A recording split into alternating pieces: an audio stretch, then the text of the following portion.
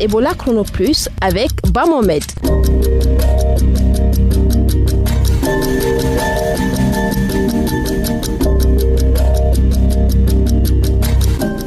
C'est toujours avec le même plaisir que je vous retrouve sur cette émission pour vous donner des informations sur la santé. Au sommaire de cette émission, un focus sur le tabagisme, un phénomène qui prend de plus en plus de l'ampleur en Guinée. Tout à l'heure, vous aurez plus d'informations sur les conséquences de la consommation de la cigarette.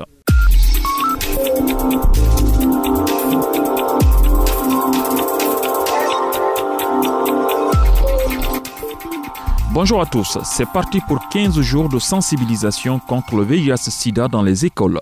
Le coup d'envoi de ces activités a été donné mardi 1er décembre, journée internationale de lutte contre le sida. C'est une initiative du réseau guinéen des associations de personnes infectées et affectées par le VIH, REGAP+. Sidibé Kondé. Pour le REGAP+, c'est évident que la couche juvénile est aujourd'hui la plus touchée par le VIH-Sida. Mahawa Silla en est la vice-présidente. Chez les jeunes de 15 à 19 ans, le taux de prévalence a presque doublé en 7 ans, passant ainsi de 0,8 en 2005 à 1,5 en 2012, selon l'étude de santé. Les jeunes sont l'avenir de notre pays. C'est pourquoi l'information sur le VIH à leur égard doit constituer une priorité de tous les acteurs. Expliquer aux jeunes ce qu'est le VIH, comment cela se transmet et comment s'en protéger avant qu'ils ne commencent leur vie sexuelle est un enjeu de taille. L'école étant le lieu sûr d'instruction et d'éducation des élèves, le REGAP+ invite les enseignants à introduire dans le programme l'enseignement du sida. Il y a déjà les cours de biologie qui sont enseignés et donc à travers tout ceci, c'est des outils pour pouvoir sensibiliser les enfants, sensibiliser les enseignants pour la préservation contre le VIH-Sida. Selon le représentant du CNLS, des activités de formation des enseignants et de révision des manuels sont prévues pour permettre aux élèves de prévenir le sida. Sidibé Kondé, Ebola Chrono Plus, Conakry. Je vous en parlais dans le sommaire, le niveau de consommation du tabac devient de plus en plus préoccupant en Guinée. Selon une récente enquête du ministère de la Santé et l'Organisation mondiale de la santé OMS, 57% de la population guinéenne est fumeur, dont 9% sont des femmes. Les nouveaux fumeurs se recrutent essentiellement parmi les jeunes garçons et filles scolarisés ou non. Reportage Mariam Si. Moi je fume parce que j'aime la cigarette. Dès que j'allume la cigarette, je me vois aisé, c'est tout. Je travaille pas, je fais rien, donc il faut que je fume la cigarette quoi. Je me sens bon, on dirait que je suis rentré en paradis, tout ça là. La cigarette tue un fumeur sur 2, mais qu'importe, pour les accros du tabac, toutes les raisons sont bonnes pour en griller une. C'était précisément en 71 à Bamako que j'ai commencé à fumer. Mboring, un nom fictif, pour ce fumeur qui désire garder l'anonymat, nous raconte comment il est devenu accro à la cigarette. Je venais tout juste de passer mon brevet. J'ai été invité par un ami à Bamako. J'arrive avec mon brevet en poche. On arrive chez les copines, ça sort la cigarette, ça fume. Ils me demandent, mais Guinéen, toi tu fumes pas? Je dis, oh, mais moi aussi je fume. On m'a tendu des bastons de cigarettes là-bas. J'ai commencé à tirer, à rejeter. Et c'est là où c'est parti. Il a fumé pendant 40 ans. Il a arrêté il y a 2 ans, mais les soucis qu'il chassait avec la fumée se sont transformés en soucis de santé graves. Je ressens les séquelles jusqu'aujourd'hui et je sais que je vais vivre avec ça maintenant le restant de ma vie. Même s'il y a plus de fumeurs que de fumeuses, il n'en demeure pas moins que près de 10% des Guinéennes fument régulièrement. Je suis très nerveuse et quand ça m'arrive souvent, il faut que je fume. Et quand je fume, souvent ça m'aide beaucoup. Fumez combien de cigarettes par jour? Ça dépend, un paquet et demi, ça dépend de mon stress. Mais le véritable problème de santé mondiale concerne les jeunes. On estime qu'entre 80 000 et 100 000 jeunes commencent à fumer chaque jour dans le monde. La grande majorité dans les pays en développement. En Afrique, 18% des jeunes Africains de 13 à 15 ans fument. En Guinée, c'est le double. Une véritable épidémie et un problème de santé à long terme. Bon, pour moi, quand je fume, ça va me permettre un peu d'oublier certains soucis. J'ai des grands qui sont aussi dans les kiosques, tout et tout. Quand je vais là-bas, des fois, on me donne 2 000, 5 000 francs. Puis, j'achète des mèches de cigarettes. Et tu peux fumer combien de mèches de cigarettes par jour? 10 à 11, 13 cigarettes comme ça par jour. Je vois mes grands fumer, donc je peux être comme eux. Donc là, quand je fume, je me vois dans un autre monde, quoi. Tu as quel âge? Moi, actuellement, j'ai 15 ans. Tu as commencé à fumer à partir de quel âge? Bon, je ne me rappelle pas trop, mais je sais que c'est dans les bandes de 10 ans que j'ai commencé à fumer. Les jeunes sont la principale cible des compagnies de tabac car la recherche a démontré que les fumeurs qui débutent dans l'enfance ont davantage de risques d'être dépendants toute leur vie. Mbori, notre fumeur anonyme, a commencé jeune et a fumé toute sa vie. Le plus grand mal du siècle, là, c'est la cigarette. Moi, si je souffre aujourd'hui, c'est à cause de la cigarette. Toutes les maladies que tu connais sont données rendez-vous chez moi à cause de la cigarette. Et honnêtement, c'est mon plus grand regret. D'après une étude réalisée par l'Organisation mondiale de la santé en 2013, le tabac est l'une des principales causes de décès, de maladies et d'appauvrissement. Mariam Sy, Ebola Chrono Plus, Conakry. Ebola Chrono Plus, le compte à rebours continue.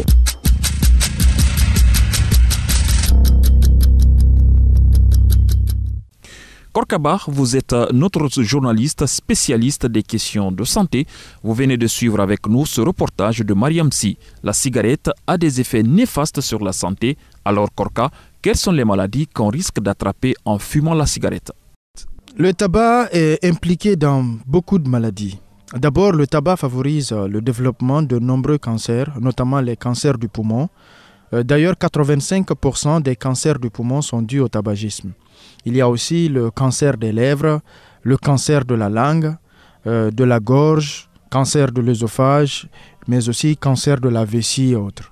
Ça fait déjà beaucoup de cancers là. Et oui, et retenez que quand vous fumez, vous multipliez aussi par 2 à 3 le risque de développer des maladies du cœur et des vaisseaux.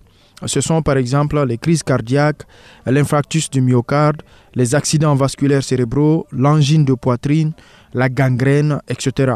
Et au niveau du système respiratoire, le tabac favorise l'apparition des maladies comme l'insuffisance respiratoire, l'emphysème pulmonaire, la bronchite chronique, des infections aussi aiguës sur la sphère ORL et d'autres maladies des bronches et des poumons. Comment la cigarette peut causer toutes ces maladies? Alors retenez qu'une cigarette allumée produit des substances très dangereuses pour l'organisme. Les plus connus sont les goudrons, mais l'on trouve aussi des gaz toxiques comme le monoxyde de carbone.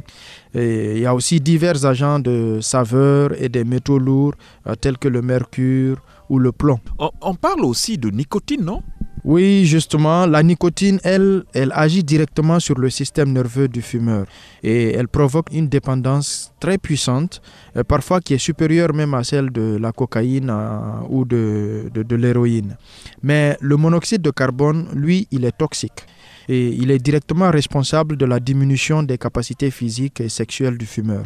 Et donc, une fois inhalé via la fumée de cigarette, le monoxyde de carbone passe très rapidement dans le sang et crée une diminution de l'oxygène dans l'organisme. Donc c'est ce qui a pour conséquence la fatigue chronique et aussi la diminution de la résistance à l'effort. Et souvent vous avez des gens qui ont des maux de tête et puis une augmentation aussi du risque d'accident vasculaire. Il y a aussi l'impuissance qui est aussi occasionnée par ce monoxyde de carbone. C'est grave tout ça. Oui, mais ce n'est pas tout. La cigarette favorise aussi l'attirance des fumeurs pour des aliments qui ont un goût sucré et souvent beaucoup plus gras. C'est ce qui renforce aussi le risque de développer des maladies du cœur ou des maladies des vaisseaux sanguins. Et n'oubliez pas que le tabac est aussi un facteur favorisant du diabète et de plusieurs autres maladies chroniques. Donc, Korka, en réalité, fumer ne sert à rien, sinon à se faire du mal. Oui, c'est la raison pour laquelle il faut arrêter de fumer. Parce qu'il n'y a aucun risque à arrêter de fumer. Bien au contraire, il y a des bénéfices pour la santé. Mais quelqu'un qui a fumé pendant plusieurs années disons la moitié de sa vie, est-ce que l'arrêt du tabac lui redonne une bonne santé? Je peux vous dire que plus l'âge est jeune à l'arrêt de la consommation du tabac, plus la réduction des risques liés au tabac est importante. Toutefois, il n'est jamais trop tard pour arrêter. Quel que soit l'âge, l'arrêt du tabac permet d'obtenir des bénéfices qui sont assez importants pour la santé.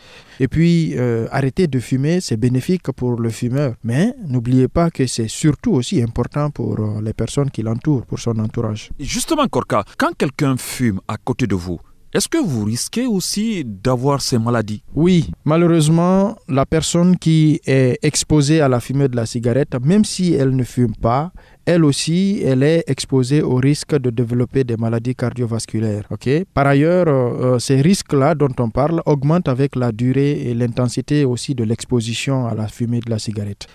Et il faut noter que c'est plus grand chez les enfants. Par exemple, quand vous fumez près de votre enfant, il est exposé à une fréquence accrue de développer des rhinopharyngites, des otites. Et puis, il y a aussi un grand risque de crise d'asthme et d'infections respiratoires telles que la pneumonie et la bronchite. Et sans oublier aussi qu'il peut y avoir une faible mais significative diminution du développement du poumon. Merci Korkaba pour toutes ces précisions.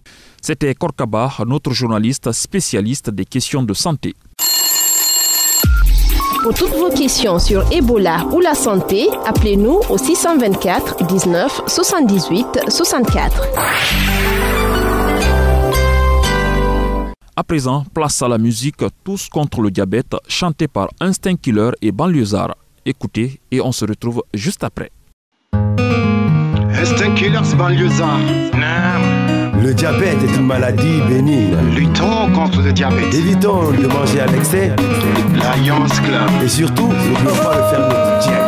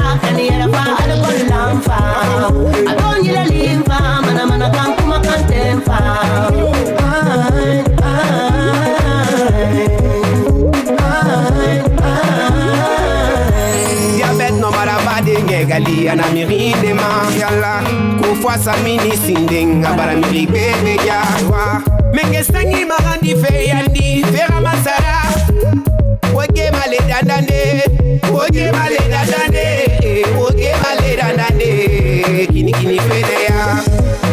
Ikabiyere Fala, Kaniyere Fasigare Kilamfa, Kaniyere Fala, Kaniyere Fala Kulamfa, Adonila Limfa, Mana Kankuma Kantemfa.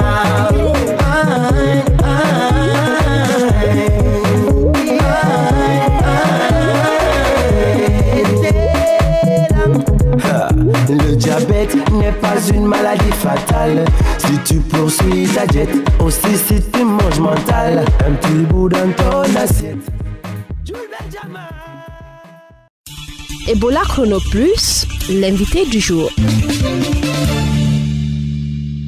En 2012, le Conseil national de la transition, qui jouait le rôle de parlement en Guinée, avait adopté une loi portant sur la commercialisation, la consommation, la publicité et le parrainage du tabac et de ses produits dérivés.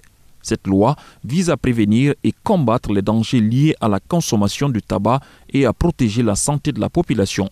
3 ans après, l'application de cette loi tarde à voir le jour.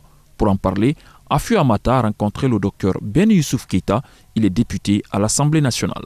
Il est interdit dans cette loi de fumer dans des lieux publics comme les restaurants, les salles de cinéma, dans les véhicules. C'est complètement interdit. Pourquoi ?